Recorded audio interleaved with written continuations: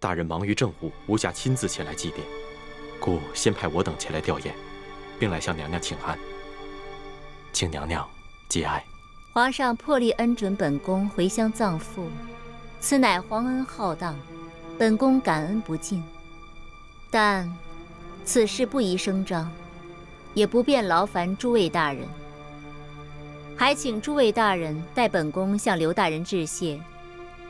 刘大人与家父同僚数十载，感谢他对家父的关照。在下一定将娘娘的话如实禀报刘大人。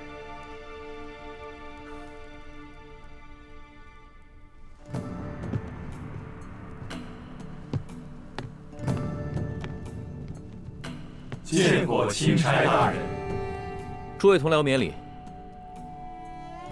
龙大人奉旨前来查办舒大人遇刺一案，刘大人托下官转告龙大人，我等山西地方官员将全力协助龙大人查案，若有需要之处，敬请吩咐。那就多谢刘大人和诸位同僚了。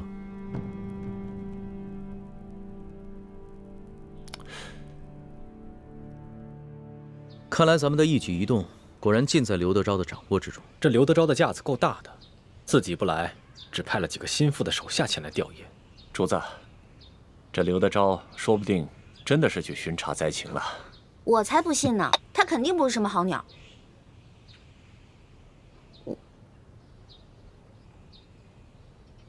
主子，奴才有句话，不知道当讲不当讲。这不是在宫里，这么小心翼翼干嘛？有话只管说。主子，我们出来所遇到的事情，虽无真凭实据，可桩桩件件都很难说跟刘德昭没有干系。这随便挑出一件就够砍他脑袋，如果全都加起来，他有100颗脑袋都不够砍呐。所以，我怕他知道了主子的真实身份，会狗急跳墙，做出大逆不道的事情来。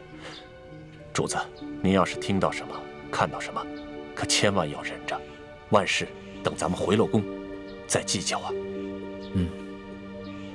这山西太原是刘德昭的地盘，咱们确实得小心一点。主子，听说外头饥民在闹事，把整个府衙都包围起来了。走，看看去。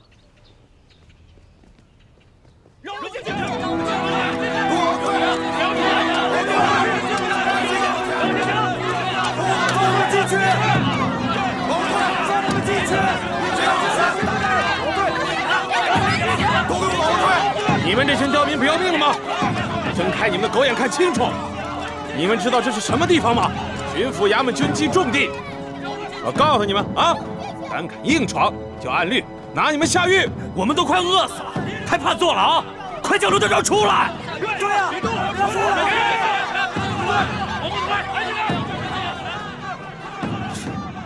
易欢呢？他呀，准是仗着自己轻功好，溜进府衙打探消息去了。这个丫头，真是不让人省心。你带人去找找，别出什么意外。好。乡亲们，听我说一句，稍安勿躁。想见刘大人可以，可是今天呀，他出去巡查了，你们围在这儿，于事无补嘛。要是再不出来，我们可就冲进去了！对，冲进去，冲进去！后退！我不想活了是吧？后退！我看谁敢上来！给我拦住！后退！嘘！拦住！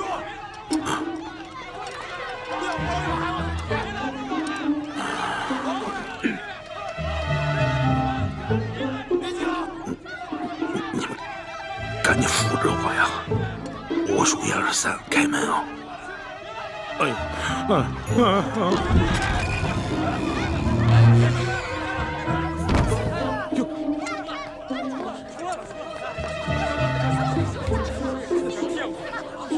乡亲们，你们不是要见刘大人吗？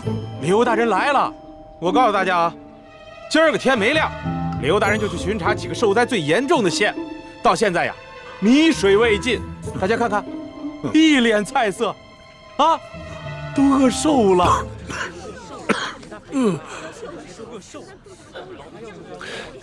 主子，无论一会儿发生什么事，您都暂且忍着，省得咱们打草惊蛇。父老乡亲们，大家这么急着见本官，是有什么话要对本官说呀？听说皇上有令，灾区的粥棚一天要供应早中晚3次，粥量可以果腹。眼下每日施粥1次不说，粥桶里的粥清的能看见人的影子，有的人的碗里连1粒米都没有啊！就是啊，1粒米都没有，怎么吃啊？有多少人饿死啊？父老乡亲们，我刘德昭，我有愧大家，我愧对大家呀！不瞒诸位，本官现在也是在场工程计呀。皇上调拨下来的赈灾的粮款早已经用尽了，本官为了与民能够同甘共苦，和我的家人是厉行节约呀，每日也是只食1餐呐，而每餐跟大家一样，同样是薄粥1碗呐。本官除了赈灾，每夜也是跪在佛堂之前，祈求老天爷能够开眼，降下甘霖的。可本官实在没有这个本事啊！奏折向朝廷不知呈送了多少回，可是本官也没有这个本事，让朝廷能够多给我们大家追加一些救灾的粮款。乡亲们呐，我有愧啊！我刘德昭有愧大家，愧对大家呀！难道朝廷真的没有给咱们拨付粮款吗？你看刘大人的脸色，的确像是多日不曾吃饱饭了。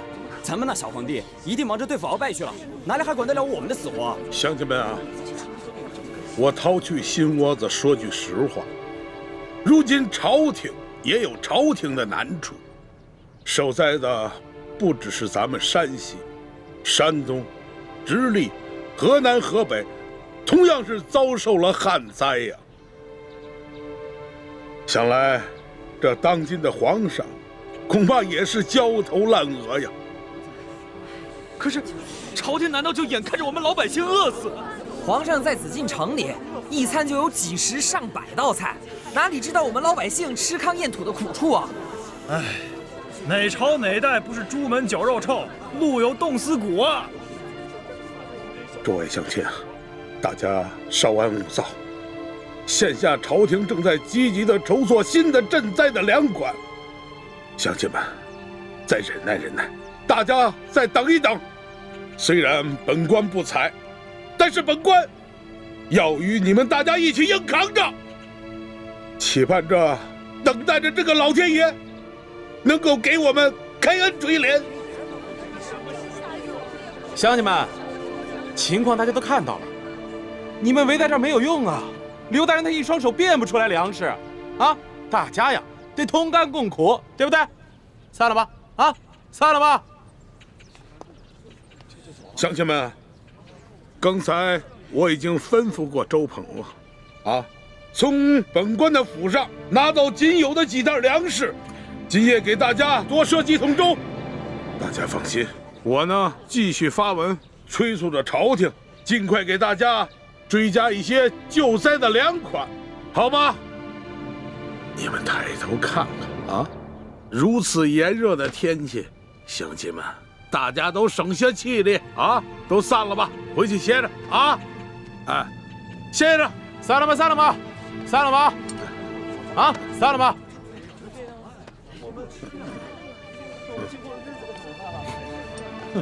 哎呦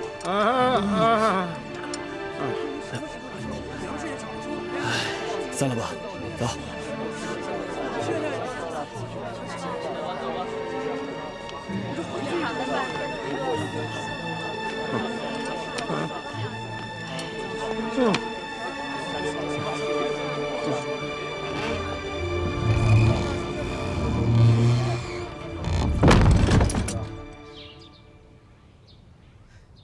哎，文心，这刘德昭上的折子上面写的是8万6，哎，6万8千。韦主子，是68600公顷。啊，对，是这个数字。那受灾人口是？受灾人口是234000人。对啊，我让索额图按照每人2两银子1担米的数额发放粮款，还增加了额外应对特殊情况的粮钱，一共是纹银50万两，粮食30万担。婉欣，你的记性很好啊。啊，那日臣妾陪皇上在御书房下棋，皇上突然接到刘德昭的奏折，就随口念了出来，臣妾也就无意间记下了。没想到你还有这过目不忘的本事啊！臣妾别无所长，唯有这巧记之功，还算拿得出手。但愿能为皇上效力。这刘德昭上报的灾情数字，比我此次出巡实地考察的数字多出了1倍。我是按照他上报的数字核发了救灾钱粮，就算他们层层节流，就算他们节流一半，那剩下的钱粮也应该足够灾民们对付到下一个收获季。可情况为什么会这样呢？也许刘德昭他们节流了不止一半呢。可我看刘德昭那一脸菜色的样子，可不是我想象中贪婪无度的样子呀。龙小弟，你上当了。主子，真是画虎画皮难画骨，知人知面不知心呢。我们悄悄潜入了他的府邸，不去当戏子，真是浪费了他的表演天分。你别急，慢慢说。他一进府，完全变了个人。快，老爷，哎，赶紧坐下，坐下。哎呦，哎呀，热死老爷了！别站着了，赶紧给摁。哎呀，热坏了吧？怎么样？这些刁民都散了。散了。哼，这些刁民虽然说是刁蛮，但是也好糊弄。也亏你想得出来，用这菜汁敷面，这效果比我说多少话都管用。见老爷都一脸菜色，那些刁民自然也不好再为难老爷了，只会去埋怨朝廷赈灾不利。想老爷了吧？那是。来，让老爷香一个。哎呦，老爷，这菜汁弄我一脸。这样，我先给老爷洗洗脸啊。洗脸，洗完了脸再香香。这西瓜怎么样？特意给你冰镇的。这个刘德昭，连他小老婆房间里都是冰块。哎，据听说他府里的冰窖比他整个府还要大，冬天藏的冰块够他们用整个夏天了。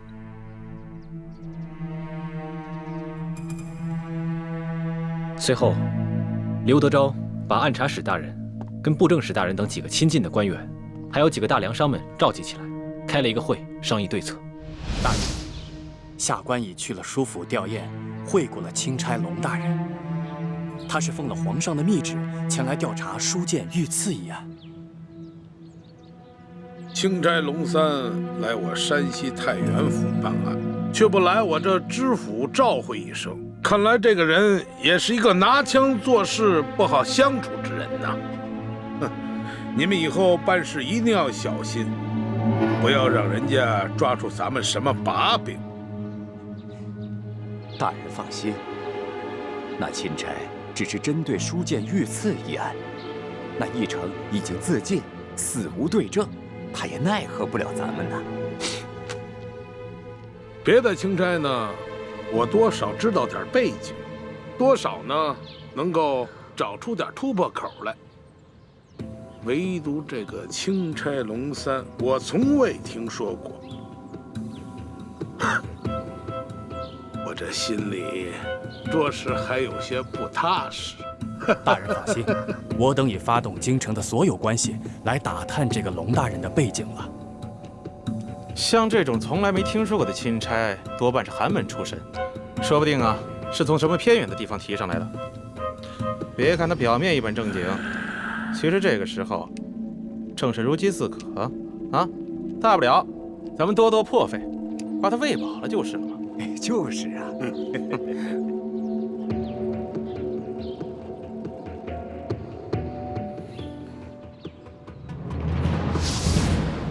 好，我倒要看看他怎么才能喂饱我，看看他到底能出多少价钱。他们这些人在如何对付钦差方面，显然是经验丰富的。他们对于主子的到来有所警惕，但并不十分在意。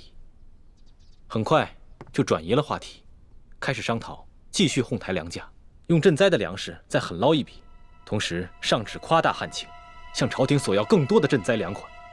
对于那些带头闹事的灾民，则派人暗杀。对了，他的小舅子裘贵也在其中，说是圈地任务已经完成了，杨槐村那块地，如今已经是刘家的产业了。这样，我要以钦差大臣龙三的名义去见刘德昭，让他放银放粮。主子，您切莫冲动啊！您手里那道圣旨写得清清楚楚的，您来这趟就只是调查舒总兵遇刺一案，可没说让您插手山西的政务啊。而且，刘德昭他们早就把赈灾的粮款从官仓中转移了，到时候他带着主子去空空的粮仓银库转一圈，推说那些粮款早已发放完毕了，主子又能奈何？那我就让他交出已经核发粮款的账册。哎呀，可是主子，您这手里没有圣旨，越权插手地方政务，刘德昭他根本不会买您的账，不可能交出账册来的。刘德昭要伪造账册也容易，到底有多少灾民？这些灾民姓氏名谁，家住何处？难道主子还有功夫一一去查验吗？这样，我们先想办法查出那些赈灾银、赈灾粮存在什么地方，等有了银钱以后，就好逼他发放了。龙小弟，这点我跟大哥早就想好了，而且我们已经查到地方了。真的？我早就说过，在宫里是你罩着我，出了宫可就是我罩着你啦。据说这个刘德昭的小舅子裘贵是太原府最大的粮商，所以一等他们开完会，我们就偷偷的跟踪他俩。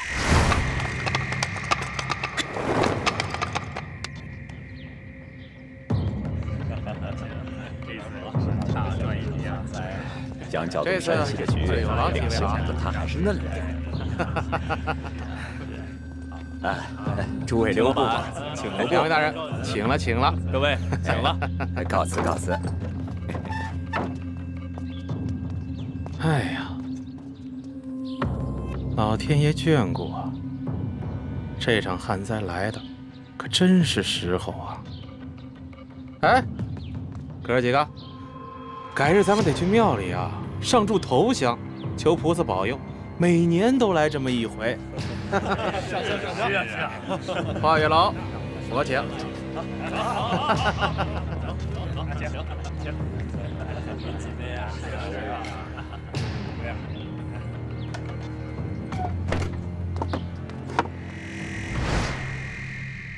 结果发现，这个裘贵啊，在城外有一座庄园，庄园里面有10几座粮仓，里面全都是粮食。今年大旱，他的粮仓里面哪来那么多粮食啊？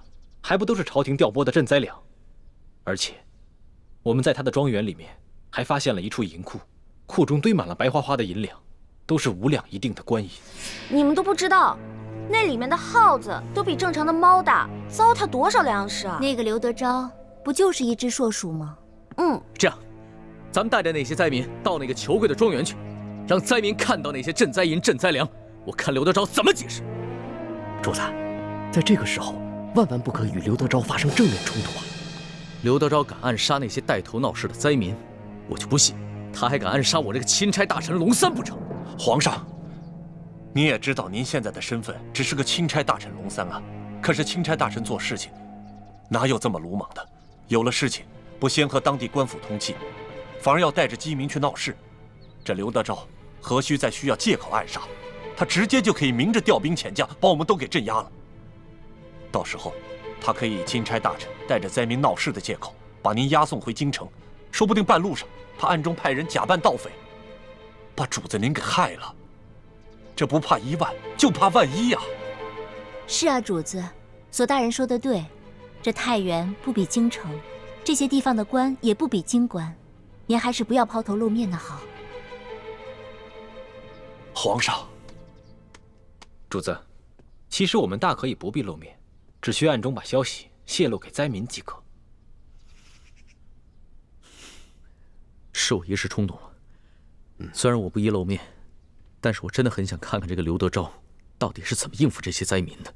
好吧，包在我身上，保准别人认不出你。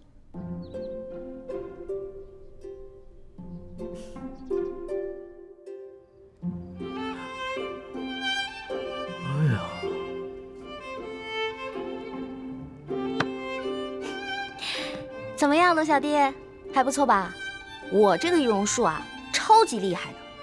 别说那个只在舒家灵堂见过你一面的山西地方官，就算是宫里的太监宫女也认不出来你。这话不假。哎，你真不愧是我的老大呀，记忆就是会的比我多呀。不对，我现在是你爷爷啊。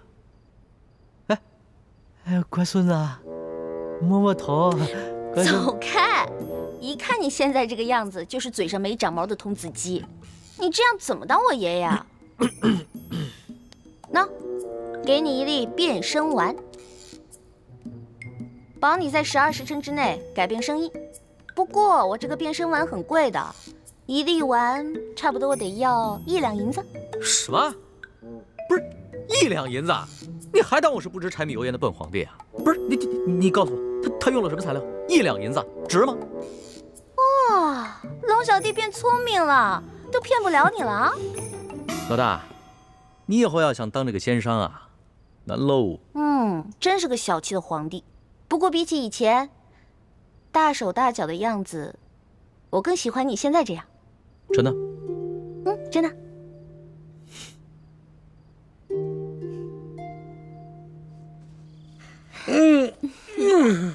舒服吧？舒服。哎呀，没想到啊，舒婉欣这丫头还挺有能耐，进宫才2个月，摇身一变成了丽嫔娘娘。你这个小蹄子，怎么眼馋了？我有什么可眼馋的？咱们老爷不就是太原府的皇帝？咱们府里吃穿用度可不比那皇宫里差。你这小嘴巴巴的，还挺会说嘛。我告诉你，舒婉欣，人家肯定把这笔账算在老爷我的头上了。他肯定会让这个钦差不断的找老爷我的麻烦。那可怎么办呀？要不咱们还像以前一样，给这个钦差大人送点礼，探探口风。还不是时候。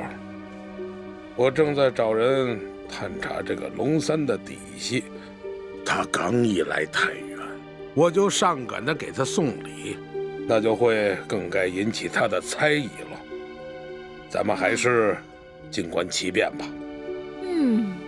还是老爷想的周到。来，想一个。大人，谁呀？舅老爷庄园那边出事了啊！出门！开门！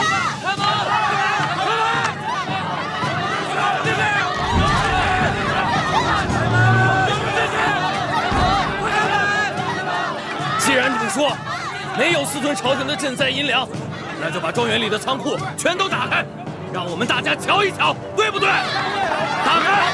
给我打开！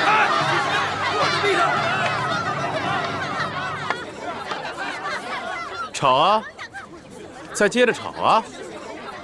这宅子是我裘贵的私产，你们想进去，凭什么呀？都是一群刁民！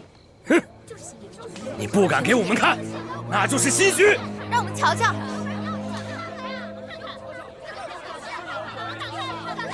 怎么着？拿着这么几个家伙，想反呢？我告诉你们，根据大清的律例，私闯民宅就是强盗，我可以把你们一个一个全都给宰了，知道吗？哎，乡亲们，反正我们都快要饿死了。裘贵，你有种就把我们这些灾民全都杀了吧！杀了吧！杀了我们！干什么？干什么？你来干什么？后退！罗定后退！后退！住手！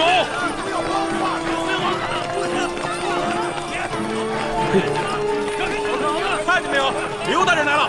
你们想造反吗？别起来！都吵什么？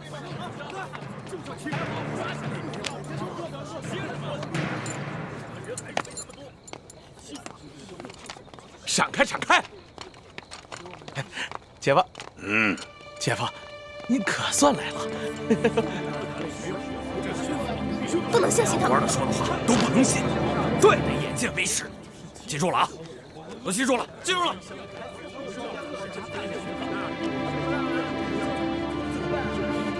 他来了，看他有什么要说的。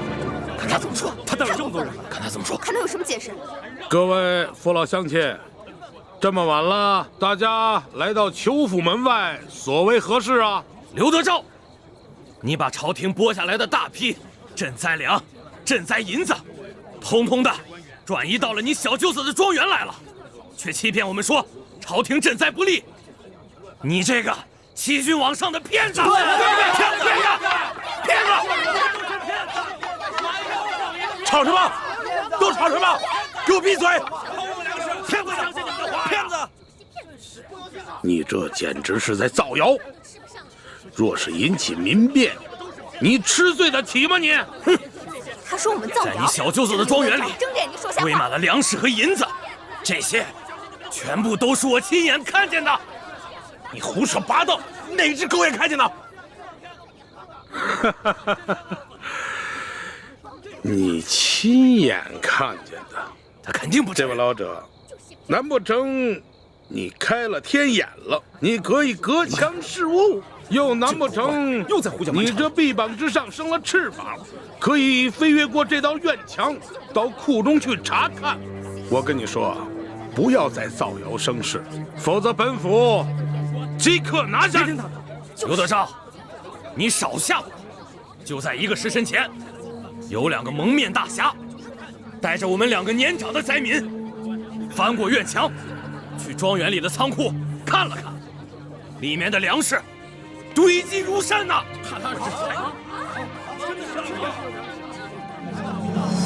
快看，乡亲们，你们看，这是我刚刚在庄园的仓库里随手抓的粮食。对，我这里的大米也是刘德昭小舅子的庄园里找到的。为什么给我们粮食？你怎么解释？怎么解释？乡亲们，我跟你们说，这2个蒙面之人乃是江洋大盗，甚至是前明的余孽。胡说！他们想利用这次旱灾，煽动灾民闹事造反。他们才不是江洋大盗，更不是什么前明余孽，他们是替天行道的大侠！大侠！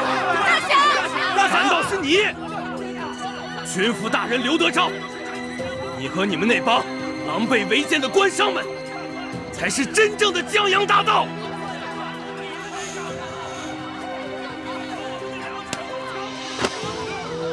你们虽然吃着朝廷的俸禄，却上欺君下欺民，你们比那些前明余孽对大清的江山危害更大，祸国殃民。且放。好，即使他这院中的仓库之中放着官银官粮，你怎么能说就是朝廷调拨的赈灾之粮呢？这个刘德昭，对呀，你们听着。